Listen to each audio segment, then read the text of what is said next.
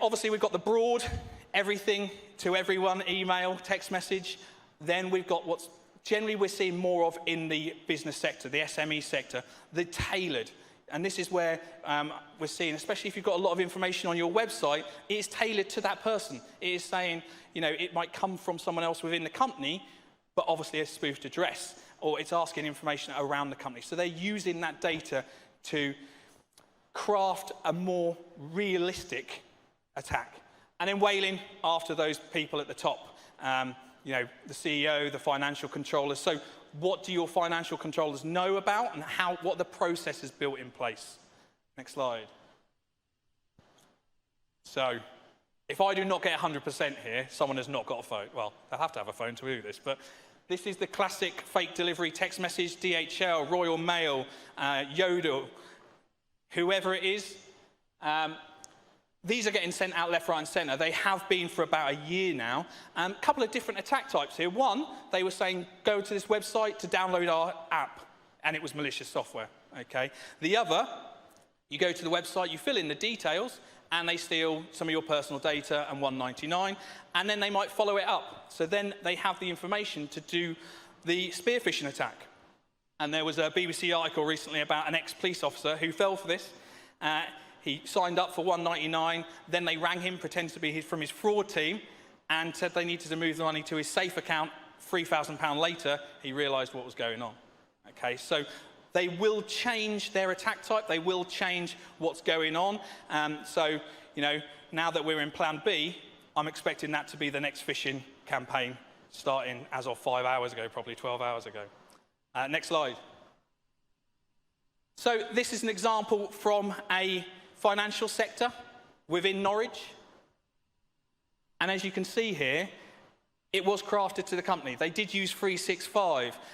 There was a fear of missing out. You need to click this button to action it. They'd also must have had access to their IT support company's default emails because the footer was right. It came from the IT support company's name. The email address was different. Okay, so there was lots of things going for this one. Next slide, please. Luckily, where they stopped was at this page. And they stopped because they just looked at the URL and it said not secure, and then they twigged. But you know, they pre-populated. It was the standard login that they normally have. So, you know, basic things. Luckily, they didn't fall for that one. Next slide. So individually, what can we do? Very difficult on phones. We're mobile working now. It's much more difficult to spot it on a phone when we're busy on a smaller screen. So hover over, use the websites we know and trust, basically. That's where it comes back to, and be a bit proactive there. Next slide. Organisationally, there's a lot of work we can do here. If you as an organisation are getting a lot of phishing emails, for me that tells me there is a problem with your filtering service. Okay, we need to look at what you can put in, because if you're only letting 5% through to your staff, then you're blocking off 95% of those possible ingress points straight away. Next slide, please. There is a national reporting service, so if you're using 365, you can forward your flagged phishing emails to this automatically. Otherwise, you can send them off. Text messages as well. This does work really quite quickly. They are able to action those slides, action those emails, action those text messages, and take down the companies, the websites associated with it. So this is the whole protecting someone else. My mum got the classic COVID text saying she was due a COVID booster. She clicked on the page, it looked like the NHS. When it started asking for a national insurance number and credit card, she started freaking out and I got the phone call. I forwarded it. 7 hours later, the website didn't exist anymore. I couldn't access it. So it does actually work quite nicely. Next slide, please. So back to the Menti. We've already seen the stats on passwords. So do any of us reuse our passwords for multiple sites or services? They're just some more popular ones on there. 1, 2, 3, 4, 5, 6, I know John mentioned, but I think across the world that's been seen in sort of 23.5 million breaches, which is, you know, shocking in itself. Can we just press S at the back so we can just see the results?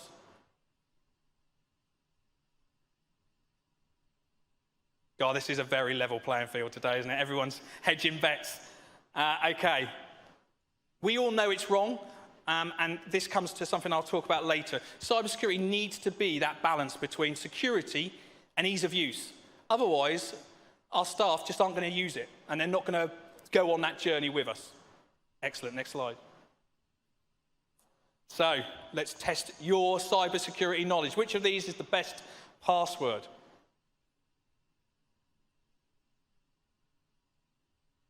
Can we press S again, just so we can see?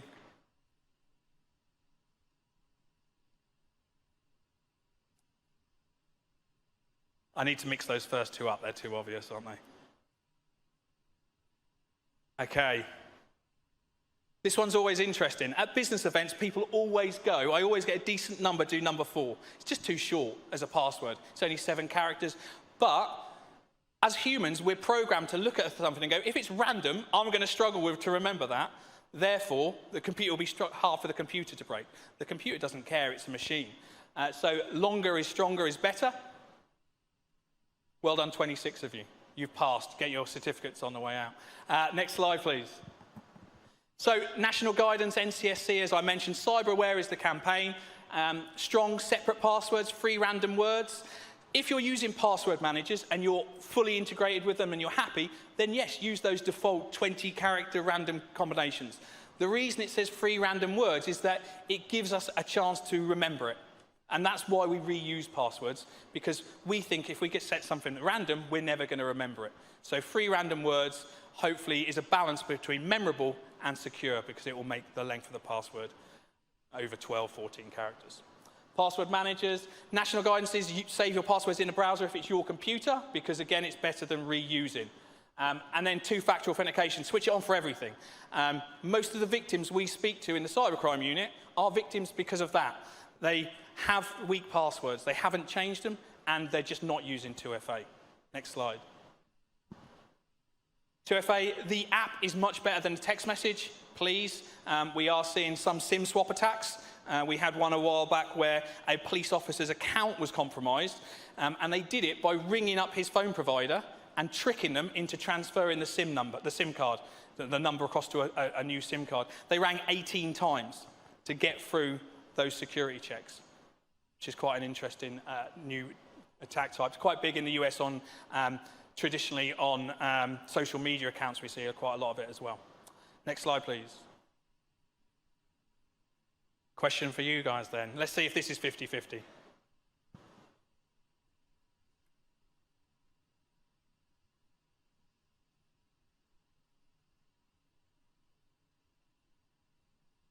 I felt bad for the one person, but they have been joined. Excellent.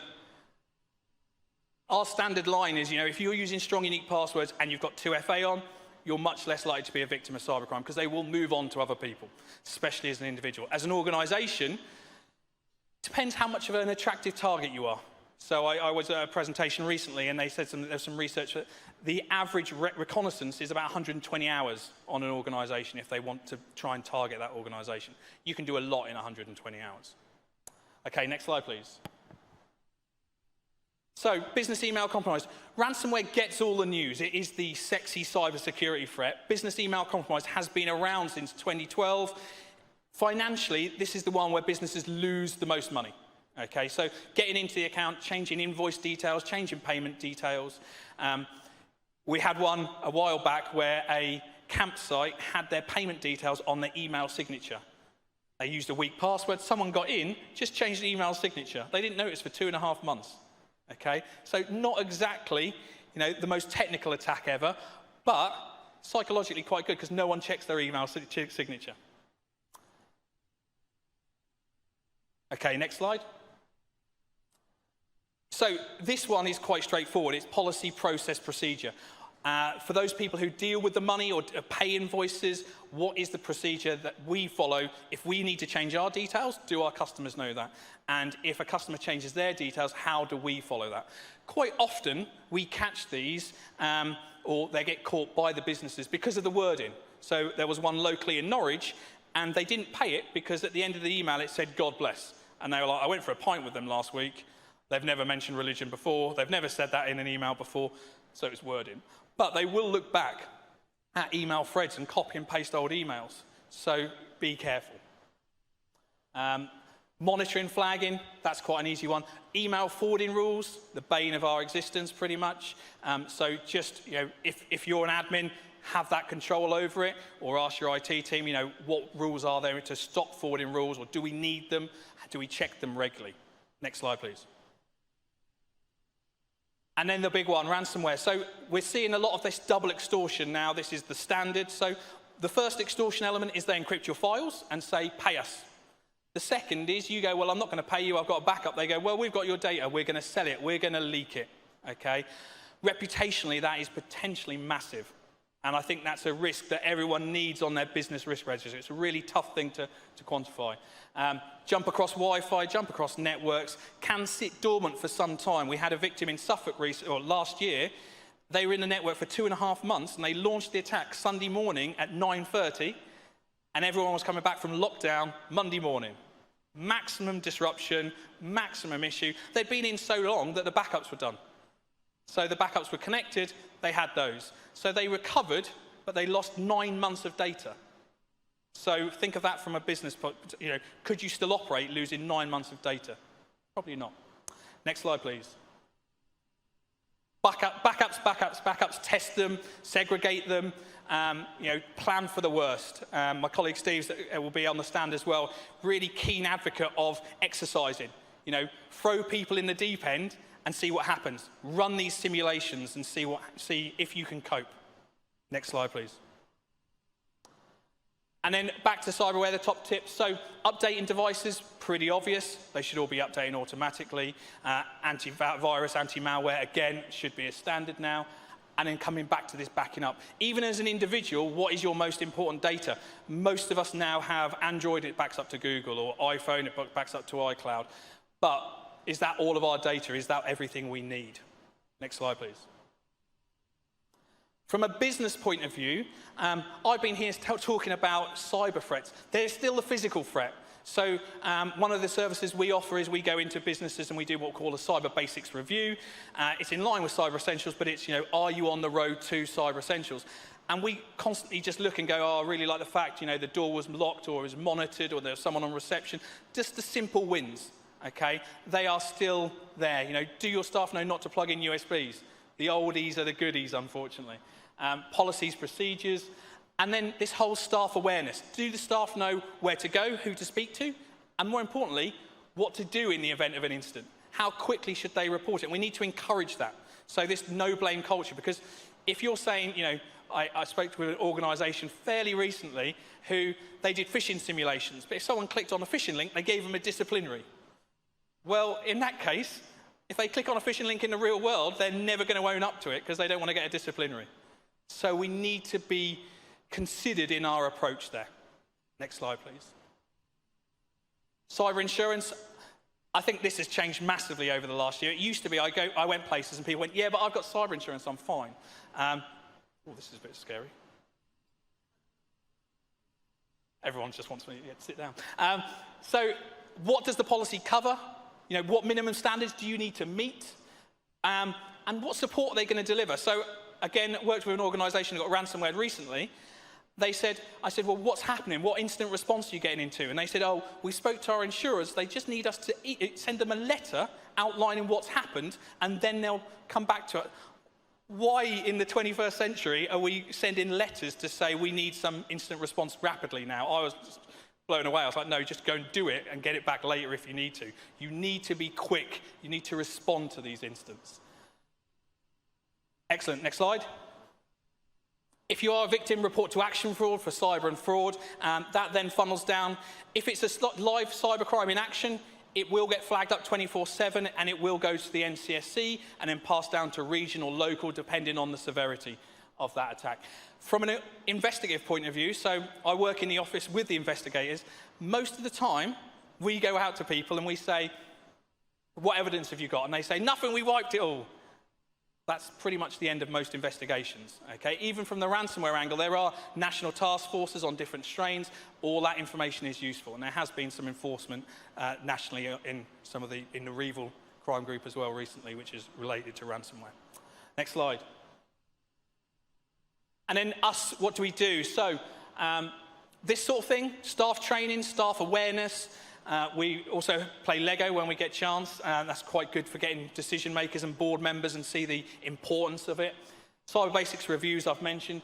And then CISP. So if any of you are more technically minded, CISP is a government knowledge sharing platform. We can act as a sponsor for you on that as well. Okay. Next slide, please.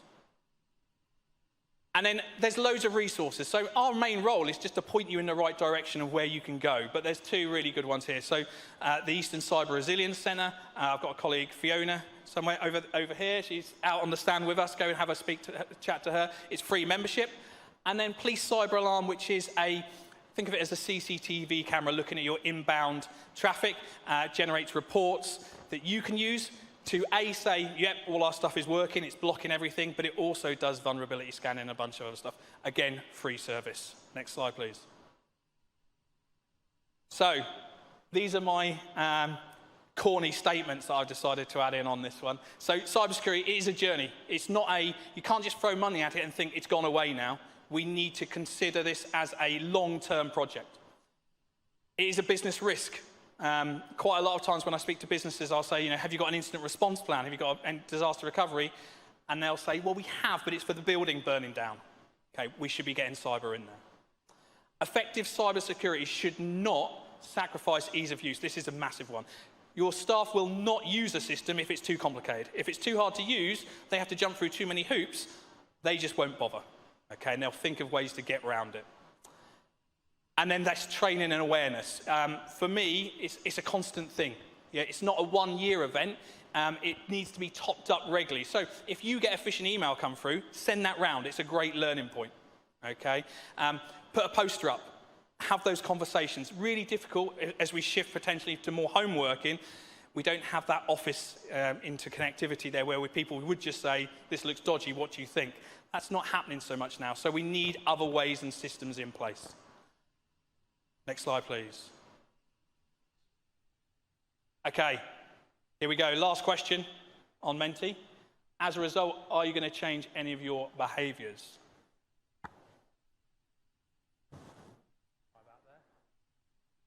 Yeah, cool. Excellent. So 2FA, strong passwords, all the other information, like I said, tip of the iceberg, come out, have a chat, we're here all day, and I'll be back for the panel later on. Thanks very much.